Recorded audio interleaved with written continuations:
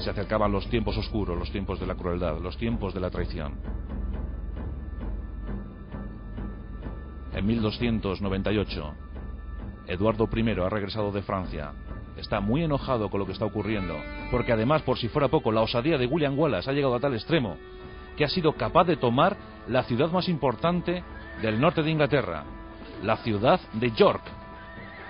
Allí ha cortado la cabeza al propio sobrino del rey. York ha caído tras un asedio bestial, brutal, donde los ingleses echan alquitrán líquido y luego lo queman, luego lo inflaman, y muchos escoceses mueren en la toma de la ciudad.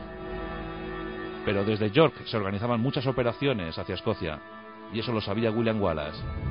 Quiere humillar al inglés en su propio territorio. Eduardo I prepara una campaña de castigo sobre Escocia. Esta vez mucho más temible, no habrá errores, no habrá fallos. Hay que recurrir al soborno, y se soborna a los nobles escoceses, a muchos de ellos. Se les entrega tierras en Inglaterra, muchísimas tierras. Se les llena de privilegios. Una vez más, el dinero, el vil metal, hace mella, hace presa de la nobleza escocesa. Nos encontramos en 1298. La batalla de Falkirk. En Falkirk, William Wallace se apresta para luchar. Y la batalla parece que se puede decidir del lado del escocés. Pero no será así. Robert de Bruce traiciona a los intereses de Wallace. Robert de Bruce traiciona a Escocia.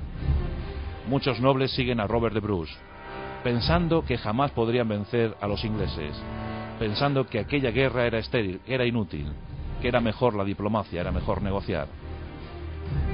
El desastre para los escoceses es total. Miles de escoceses son masacrados en los campos de Falkirk.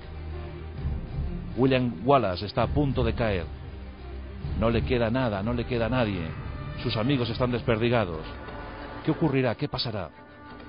Aquí cuenta la historia que William Wallace tiene que huir. Busca refugio en Francia y posteriormente en Roma, donde se entrevista con el Papa. Pide ayuda a franceses, pide ayuda al Vaticano. Pero estos únicamente le dan apoyo moral. No le quieren secundar en una guerra en los territorios lejanos de Escocia. William Wallace decide volver, decide seguir la guerra por su cuenta. Y regresa, a fe que regresa, y empieza a levantar de nuevo un ejército. Y la gente sabe que William Wallace, el enorme, el increíble William Wallace, ha regresado. Era un tipo corpulento, de casi 2 metros de altura, con barba, bigote, una buena melena, y capaz de empuñar esa espada de 1,62 m. Todos están de nuevo con William Wallace. Pero alguien traiciona ese espíritu, alguien traiciona a Escocia una vez más. Un varón escocés, John de Menday, traiciona a William Wallace.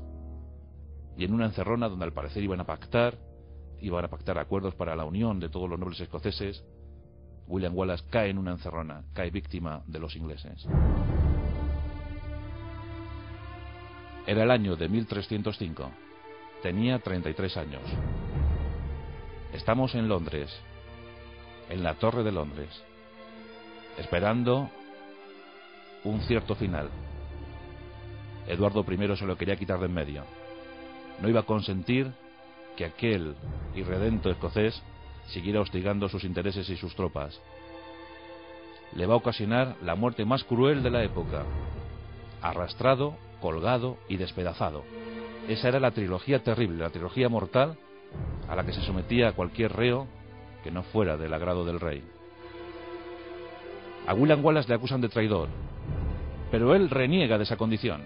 Él dice que él no puede ser traidor a un rey al que no ha rendido homenaje, que él no se siente partícipe de los ingleses y que él por tanto no es traidor, que él siempre se ha limitado a defender los intereses de Escocia, que él ante todo es escocés, y si es así será 100 veces traidor, pero por defender a Escocia. Llega el momento cruel. A William Wallace le colocan una corona de laurel, una historia poco conocida, pero le ponen una corona de laurel para mofa de los ingleses, diciendo: ¿no pensabas ser emperador? Pues toma, aquí tienes tu corona. Qué curioso, ¿verdad? Tenía 33 años y le ponen una corona de laurel. No era de espino, pero era de laurel. Le arrastran por las calles de Londres. Después le sitúan, le atan a unos caballos y le empiezan a estirar.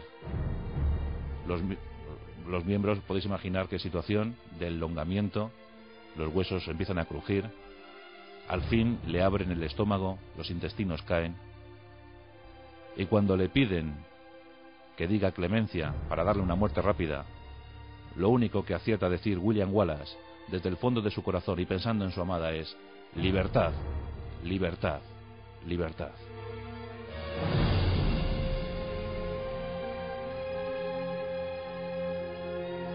William Wallace es decapitado, su cabeza ensartada en una lanza y colocada en el puente de Londres. Sus brazos, sus piernas, dicen que también su miembro viril, fueron diseminados por Gran Bretaña para que la gente aprendiera. Pero el efecto deseado por Edward I no fue el que él pretendía. Al contrario, William Wallace se convirtió en un mártir. William Wallace se convirtió en el héroe que todos querían, en el héroe ambicionado, y desde entonces su leyenda fue increciendo, el libertador de Escocia. ¿Qué hizo Robert de Bruce? Dicen que Robert de Bruce, abrumado por todo lo que estaba ocurriendo, afirmó: nunca más me volveré a equivocar de bando. Robert de Bruce inicia los combates contra el inglés.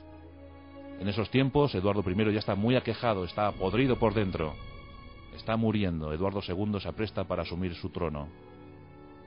Robert de Bruce, después de múltiples derrotas, no estaba el espíritu de Wallace, tiene que huir al exilio, y allí, en una cueva, cuenta la leyenda que Robert de Bruce vio como una araña veía desaparecer su telaraña, pero que la araña lo volvió a intentar, y una vez más la telaraña volvió a caer, y una vez más la araña lo intentó, hasta que consiguió fijar una telaraña. En ese momento Robert de Bruce pensó: debo seguir intentándolo, hay que seguir intentándolo, Escocia merece que lo intentemos. En 1307 regresa, y los escoceses retoman las armas, eso sí, alentados esta vez bajo el espíritu de William Wallace, espíritu que también asumió Robert de Bruce.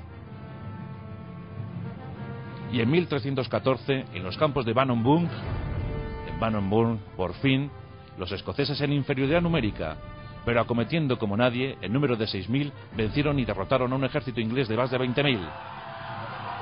El grito de guerra era Wallace. Y Wallace venció.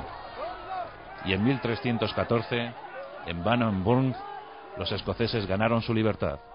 Una libertad que duraría más de 3 siglos, o casi 3 siglos. La historia de Escocia, la historia de los héroes, la historia de William Wallace. La gaita escocesa, siempre sonando, esos sonidos prohibidos, esas melodías encriptadas. Una gaita que asumieron de los romanos, porque la gaita no nació en Escocia, la gaita nació en Próximo Oriente, de ahí la trajeron los romanos y se la entregaron para mayor gloria a los escoceses. Y esa gaita sigue resonando hoy. Hay regimientos de Highlander que asumen aquel lema de William Wallace: Alba, Godrak.